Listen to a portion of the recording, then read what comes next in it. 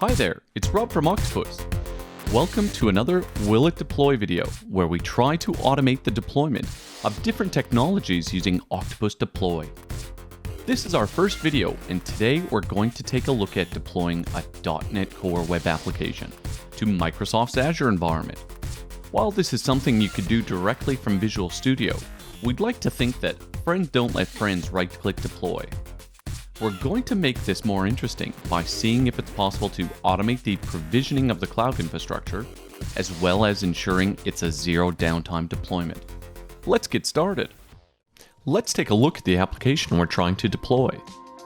It's called Random Quotes, and it gives you just that, a random quote. And so if I just click the refresh button, it shows me a new quote each time. This application is built using Microsoft's ASP.NET Core 2.0 framework, running on top of .NET Core 2.0. And if we jump over to Visual Studio, we can see it's very simple. It has a single view and a single controller, so it's not doing too much. And I'll point out that the quotes are actually stored in a flat text file and not in a database. If you'd like to see a Will It Deploy video exploring database deployments, just let us know in the comments. One other thing I'll point out is the app settings file. We have two app settings here, app version and environment name. And they're just hard-coded when running locally, but they should reflect the environment they're deployed to, and we'll explore those a little bit later. So the big question is, will it deploy? Yes, it will. Let's walk through the solution. I have a local Octopus instance running with a single project called Random Quotes. But before we take a look at that, I'm gonna jump over to my infrastructure dashboard. I have two environments, staging and production. But what I really want to highlight is the account. I have added an Azure subscription called Developer Playground. This account has all the details required to enable me to connect to the Azure platform safely and securely. It's used to authenticate with Azure when deploying or executing scripts. Now let's head over to the Random Quotes project. These 4 steps make up my deployment process, and they'll let me deploy my .NET Core web app to the Azure platform, provisioning my cloud infrastructure first, and also deploying to production with zero downtime. It's worth noting that all of these steps are using built-in Octopus steps. Each step specifies which Azure account to use and is then automatically authenticated. This makes it very easy to automate even complex Azure deployments. The first step is to provision my cloud infrastructure, and I'm doing this by deploying an Azure Resource Manager template, or ARM template.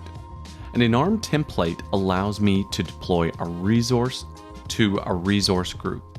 In this case, I'm creating an app service which I can then deploy my website to.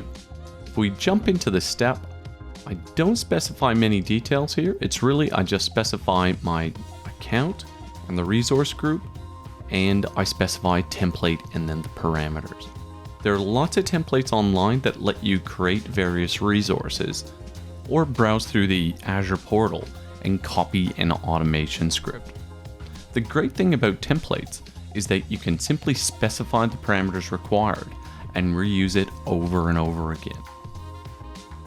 My next step is to reset my staging deployment slot.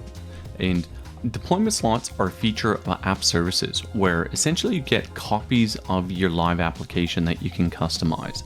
And so what you can do is treat it as a new environment. So I deploy my application, or I can deploy my application to a slot, be it dev, test, staging.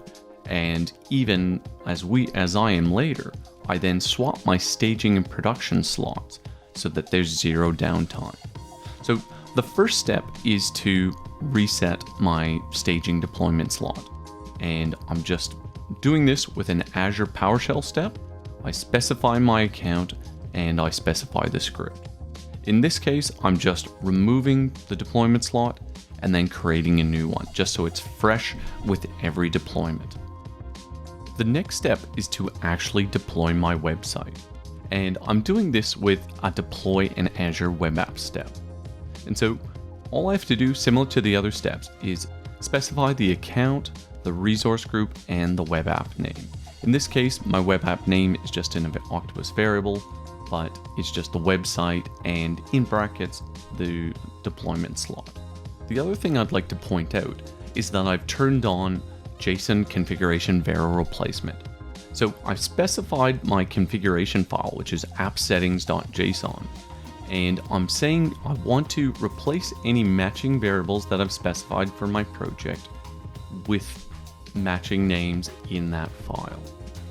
And so if I headed over to the variables, you can see I've specified app settings, app version, and app settings environment name.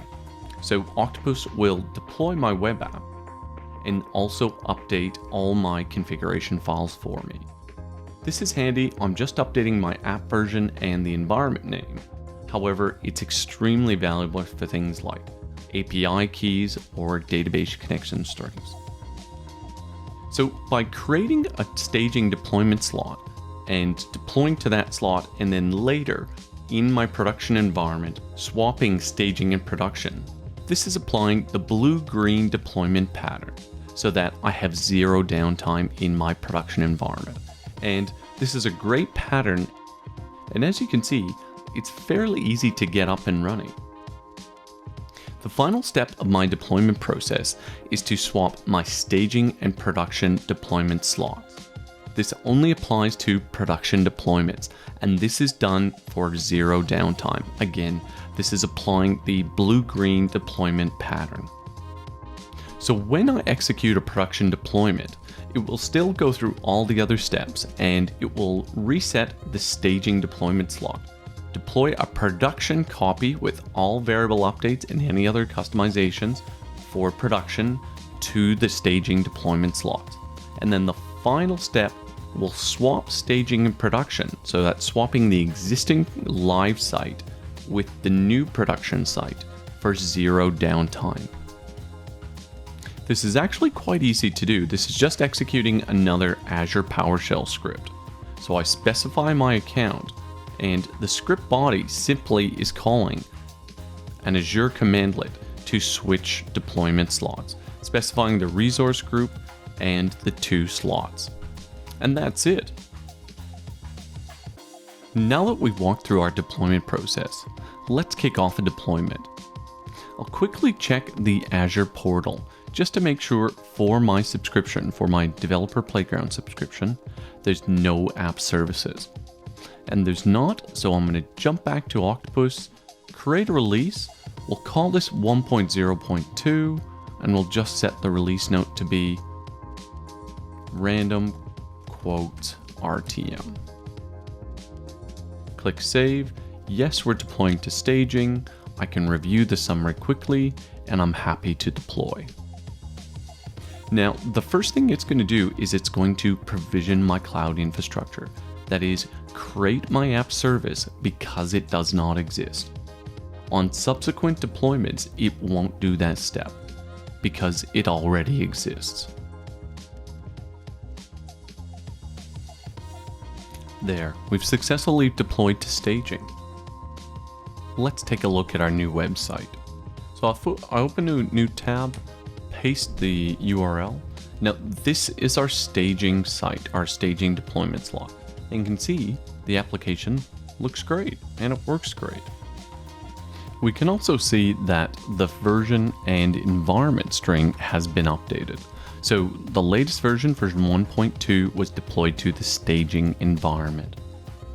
If I then go to the production URL, which is the live site, you can see the app service exists and it's running, but nothing has been deployed to it.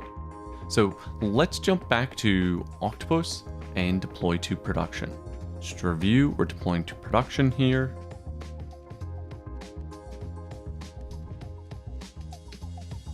There, we successfully deployed to production. If we jump over to our application, so now I'm going to refresh the staging slot, which now contains what used to be the production slot. So this should be empty because this is the first time we've done a production deployment. And it is. So if I go to the production slot, That should contain the production web app with the appropriate configuration, etc. So if I just refresh that, this is the live site. You can see version 1.02 running in production. So the production application is running in the appropriate deployment slot. We had zero downtime, and we successfully deployed a .NET Core web app to Azure, provisioning our infrastructure and deploying to production with zero downtime. That's it for this episode. If you'd like to take a look at the sample app or any of the resources used in this video, head over to github.com/octopussamples/willitdeploy.